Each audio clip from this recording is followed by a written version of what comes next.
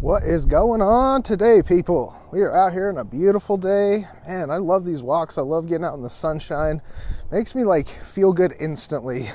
I work from home and I'm inside in my office all the time, and you get away from this natural sunlight and it really affects mood and things. And so, man, just getting out here, I get this instant uplift. But today I want to share a little bit with you guys on a little bit of a mindset shift that some people may not actually allow in their world, and I'm going to make it okay to have this today, that losing weight is actually not always a good thing.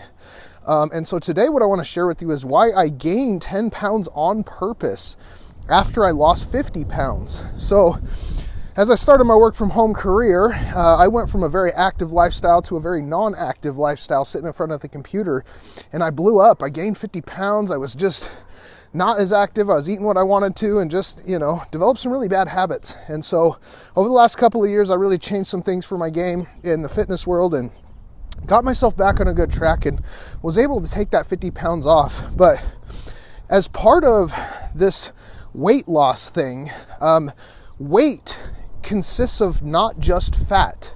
It also consists of muscle mass and water and bone density and a lot of things that contribute to that total weight circumference. And so as I went through this weight loss situation, some of the weight that I lost was actually muscle. And for me, I'm a pretty big dude all the time. I'm just naturally a larger size guy, and losing that muscle wasn't noticeable until I had lost a significant amount of it over that 50-pound loss, where I started to feel weak. I started to feel like I couldn't do some of the things that I wanted to do. I was out here trying to, carry in groceries and, do yard work and all this stuff that requires you to have physical strength.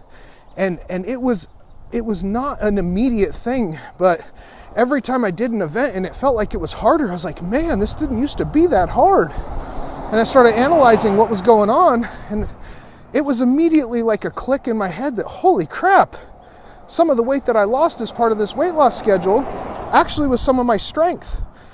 And so what I did was I actually allowed myself a mindset shift. And this was the hardest part. The change itself was easy, but changing the way that I told myself what was okay was the hardest part. I apologize if I got some wind today. We're out here in the real world. It is a little bit windy in spring, but going from like 250 to 200 was a big difference for me. It was like 20% of my total weight that was dropped. But again, as part of that, I lost some of my strength because I also had allowed my muscles to atrophy, which is a downgrade, right?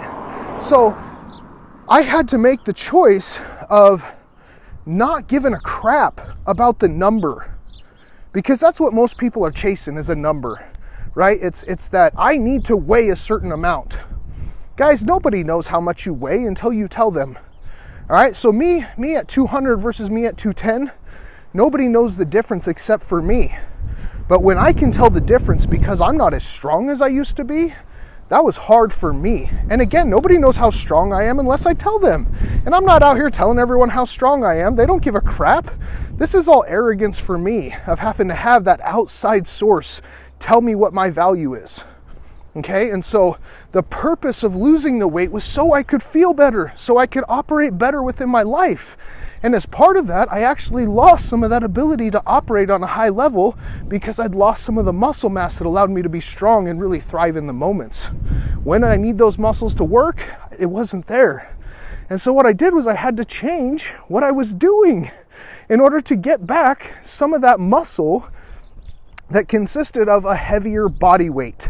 Now, I did this for two reasons. Number one is, in the moment, when I need to lift something and I need to have muscle endurance, I do a lot of wood cutting in the fall with my brother, and we go down and cut down humongous trees and round them up and roll them down the hill and lift them up, chest height, and throw them into a giant trailer. And we do this over and over and over and over and over and over and over. And the ability to do that requires muscle, requires endurance. And I don't care if you're the skinny dude on the team and you think you're awesome, you come out here and you do work with us, you better be strong, right? And so for me to be able to do those things, I had to make an exception for myself in the way that I considered what the weight loss meant. Okay, so it actually came down to that physical strength part of it. Second part of it was all of the other time when I wasn't actually working.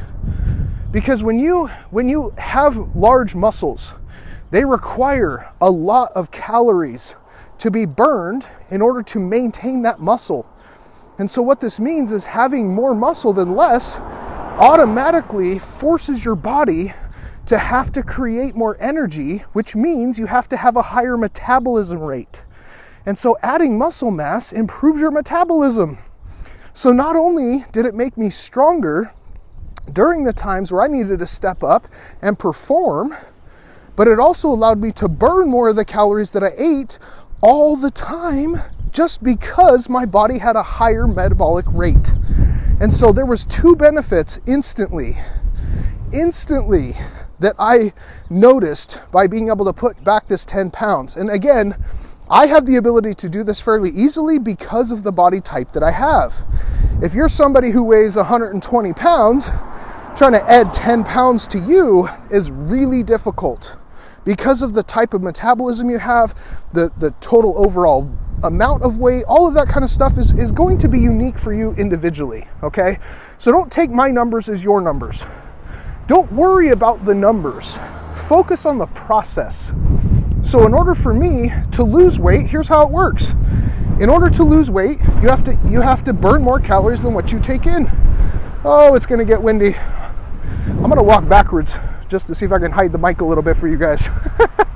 This is commitment here. Let me know, can you guys hear me okay? This is super windy, like unbelievably windy here. So I am gonna just walk backwards. I'm on a sidewalk, so. But in order to lose weight, you have to burn more calories than what you take in. If you want to gain weight, you have to eat more calories than what you're burning. And so for me, I had to change my process from a negative calorie intake to a positive one. And as part of that, I also had to eat the right foods so that I wasn't just gaining fat back. I was eating an extra amount of protein and using that with my actual workouts that allowed me to have muscle hypertrophy, which is that building of muscle, okay?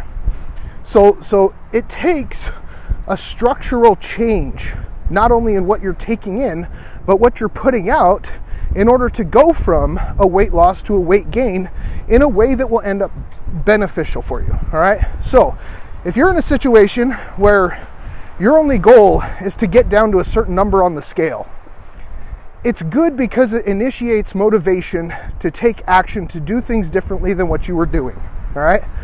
But once you have set that pace up and you have a structure that you can follow, you also want to look at what does it mean to get down to a certain, weight, right? What does that quote unquote weight mean for you? And why is that important?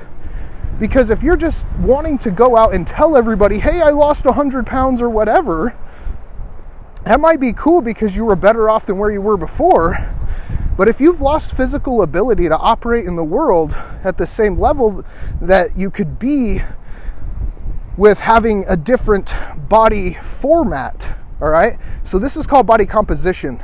This is the percentage of your weight and where that comes from. Again, water weight, body fat, muscle mass. Holy cow, going off the curb backwards. This is challenging today, but I'm committed for you guys. So what is your body made up of is what determines your ability to operate in the world. And what I also felt was that having more muscle and increasing my metabolism, I had way more energy. I started getting kind of lethargic because my muscle mass had decreased because I was on this negative calorie balance for such a long time. And so having this balance of mental weight, holy cow, it's windy. I apologize. I had no idea it was going to be so windy out here. But having the body composition be made up of the ability for you to operate in the world, not based on the perception you put in your head, is the most important part, all right? So I'm going to cut this short just a little bit because I feel like this is really, really, really unbelievably windy. So I appreciate you guys hanging out with me for a minute. If you have questions on how to adjust your body composition status and getting it to a point where you can operate in the world based on how you want to feel, not based on what you want other people to feel about you, let me know. I'll hit you up. So Rosa, appreciate you jumping in. I'm jumping off here from the wind, but if you got questions, let me know, and I'll see you guys next time.